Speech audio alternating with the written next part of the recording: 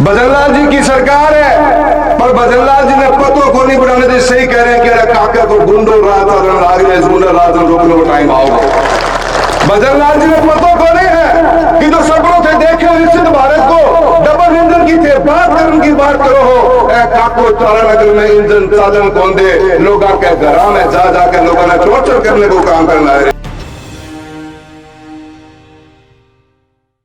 चूरू के सांसद राहुल कसवां एक बार फिर से पूर्व प्रतिपक्ष नेता राजेंद्र राठौड़ पर हमलावर हैं।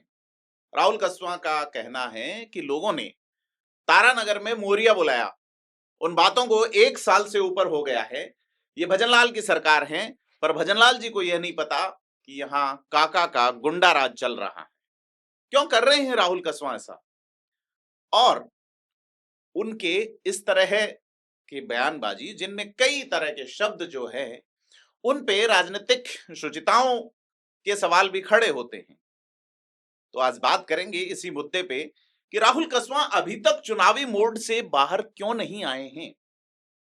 चाहे पार्टी का कार्यक्रम हो या सरकारी बैठक या फिर पब्लिक मीटिंग ही क्यों ना हो, राहुल कसवां चुनावी मोड से अभी तक बाहर क्यों नहीं निकले हैं। नमस्कार, मैं प्रदीप हूं और आप थिंक 360 देख रहे हैं।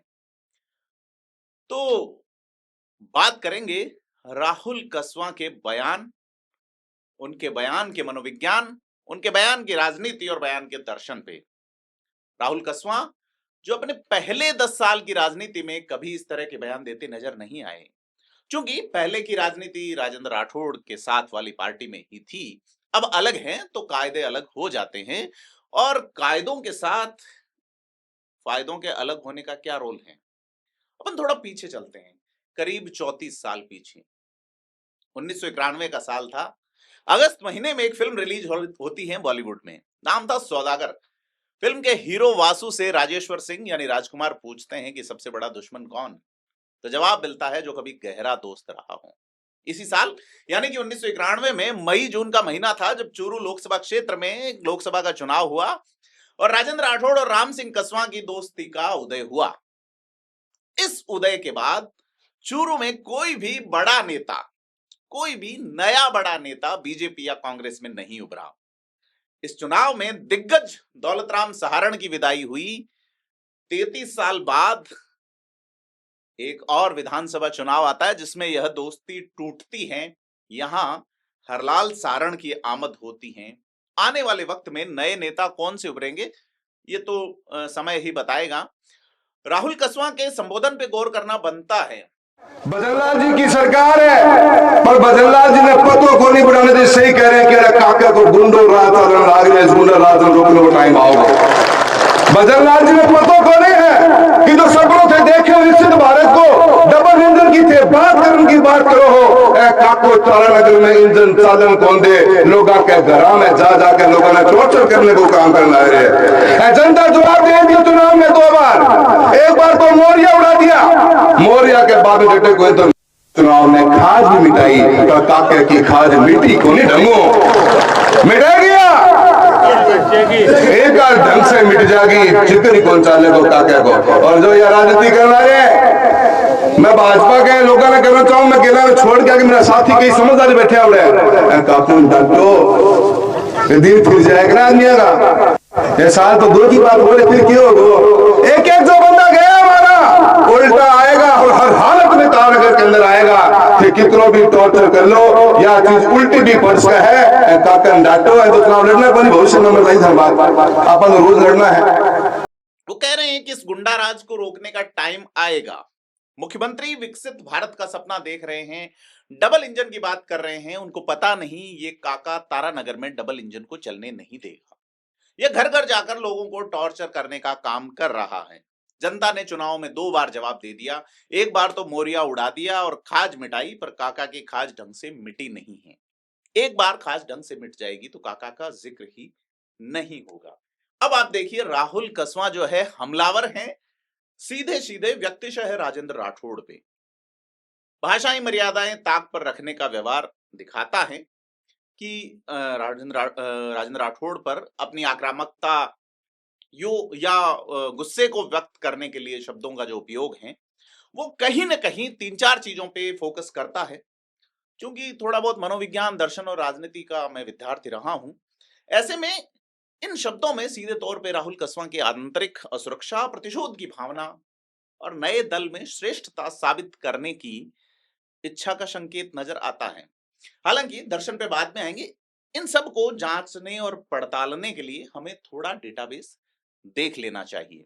चूरू जिले में फिलहाल 6 विधायक हैं, जिनमें से आधे यानी कि 3 जाट समाज से हैं। इनमें से 2 राहुल कसवां के दल यानी कि कांग्रेस से हैं और एक ब्राह्मण, एक राजपूत और एक एससी वर्ग से।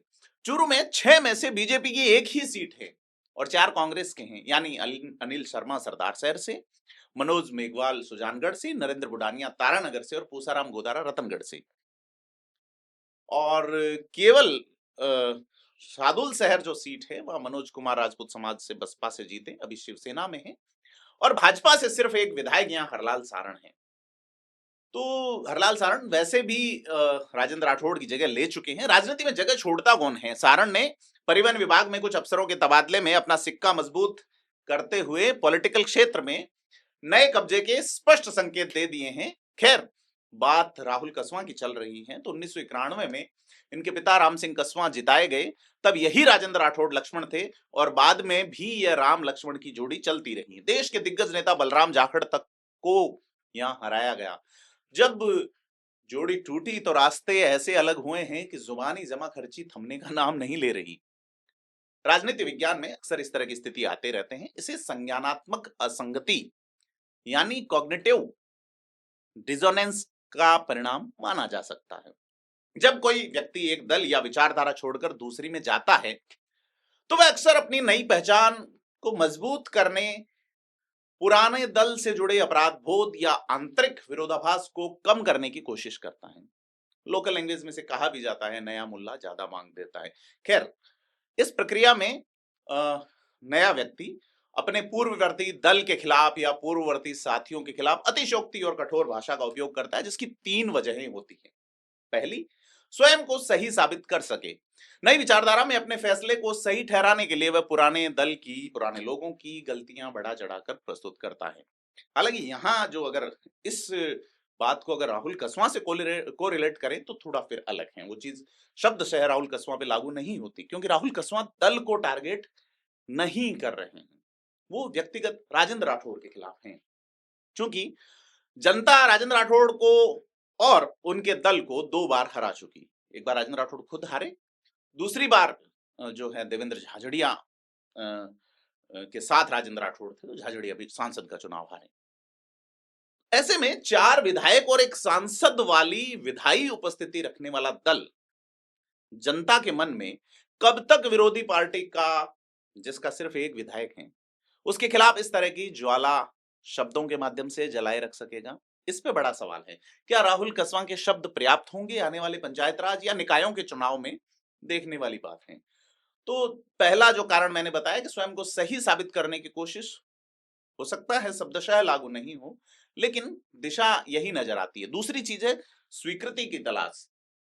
हम बात मनोविज्ञान की, राजनीतिक मनोविज्ञान की बात कर रहे हैं कि जब आप दल बदलते हैं और एस्टेब्लिश होने की कोशिश करते हैं, क्योंकि दल बदल के आपकी पार्टी जब सत्ता में आती है तो आप मंत्री बनना चाहते हैं, लेकिन यहां चीजें दूसरी हैं। सत्ता में न केंद्र में न राज्य में डबल इंजन का जिक्र कर रहे हैं, यानी कि डबल इंजन की स्वीकारोक्ति राहुल कसवां अपने सबकॉन्शियस माइंड से अपने ऑरल स्पीच में कह चुके हैं कि डबल इंजन है, लेकिन यहां नहीं चलेगा, यहां राजेंद्र राठौड़ है।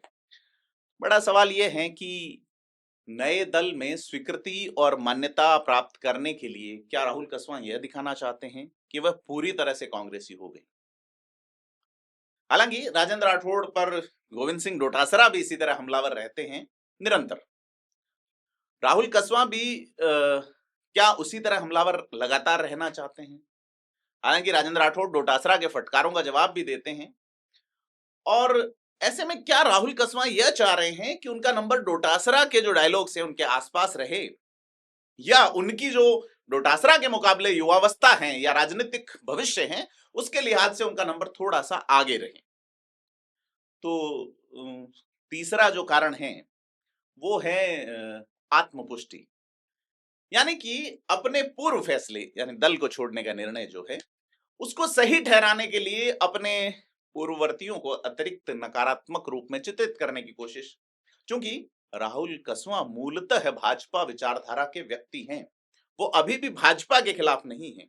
उनके दादा स्वर्गीय दीपचंद कसवां और पिता जो कि बहुत खांटी नेता रहे हैं राम सिंह कसवां, पहले निर्दलीय चुनाव लड़े थे और बाद में बीजेपी में। ऐसे में साबित करने में वह सफल रहते हैं कि वो बीजेपी से बैर नहीं, राजेंद्र राठौड़ तेरी खैर नहीं वाले लाइन पे हैं।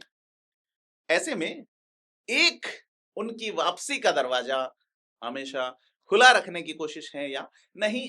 जैसे मैंने आपको एक शब्द कहा, तो उसी के अनुसार एक और शब्द इस तरह की विचारधारा या इस तरह के डायलॉग्स पे नजर आ सकता है, जिसपे इसको ओवर कंपनसेशन भी कह सकते हैं, जिसको अति प्रतिस्थापन हिंदी में कहा जाएगा। और इसमें व्यक्ति अपनी नई पहचान को अत्यधिक प्रमाणित करने की कोशिश करता है। अब राहुल कसवां चूरू जिले के तारानगर इलाके की खरतवासिया ग्राम पंचायत में संबोधित कर रहे थे। उन्होंने फिर डबल इंजन का उल्लेख किया और कहा कि वोट ले लेने वाले, डबल इंजन के नाम पे वोट ले लेने वाले, उनका इंजन एक तो बंद ही पड़ा है। विकास के काम करवाना तो दूर, चलती हुई योजनाओं और संस्थाओं को बंद करने का काम किया जा रहा है। कभी जिले खत्म तो कभी स्कूल बंद। प्रदेश में सरकार किस रास्ते पर है, समझ से परे है, न कोई नीति और न ही नियत। और उन्होंने ये कहा कि काका को त्याग दीजिए। सांसद ने कहा, भाजपा नेताओं से कहना चाहता हूं, एक बार काका को त्याग दो तो दिन फिर जाएंगी। ये 2-3 साल और हैं, फिर क्या होगा? एक एक जो बंदा गया है वह वापस तारानगर आएगा। ट्रांसफर्स वाला मामला तो बड़ी चीज ये है कि राहुल कसवां ने यह भी कहा है कि काका को तो भविष्य में चुनाव नहीं लड़ना। क्या राजेंद्र राठौड़ चुनाव नहीं लड़ेंगे, इसका दावा राहुल कसवां कर रहे हैं। उन्होंने ये भी कहा है, हमें तो चुनाव लड़ना है। तो राहुल कसवां आरोप लगाते हैं चालान कटाने के, वीसीआर भरवाने के, और उन्होंने कहा कि कभी किसी की गाड़ी पकड़ रहे हो, किसी के लिए का चालान काट रहे हो, वीसीआर भरवा रहे हो, किसान शब्द इस्तेमाल करते हैं। बड़ी चीज ये है कि उन्होंने ये कहा कि आपको कुछ करना है तो किसान के लिए काम करने की बात कहो। तो यह तो स्पष्ट है कि लोकसभा चुनाव में टिकट नहीं मिलने के बाद से ही राहुल कसवां और राजेंद्र राठौड़ के बीच की दुश्मनी की रेखा खुलकर सामने आई है। तो हमने बात जब शुरुआत की थी कि अगस्त 1991 में एक फिल्म आई थी सौदागर, सबसे गहरा दुश्मन कौन, जो सबसे गहरा दोस्त रहा हो। तो इसी फिल्म में राजकुमार यानी कि राजेश्वर सिंह उस फिल्म का नायक एक डायलॉग देता है और वो कहता है कि जब राजेश्वर दोस्ती निभाता है तो अफसाने लिखे जाते हैं, और जब दुश्मनी करता है तो तारीख बन जाती है। लेकिन इसी फिल्म में एक और हीरो यानी कि ट्रेजेडी किंग दिलीप कुमार भी थे, जो बीरू के रोल में थे, और बीरू कहता है कि ताकत पर तमीज की लगाम जरूरी है।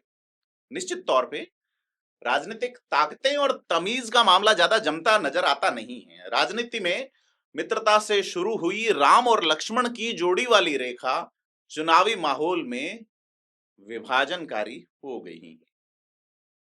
वोटों से जबानी जंग तक, और इस रेखा में तबादलों, बैठकों में अफसरों की क्लास लगाने और कार्यकर्ताओं के पिसने की कहानियां सिमटी हुई हैं।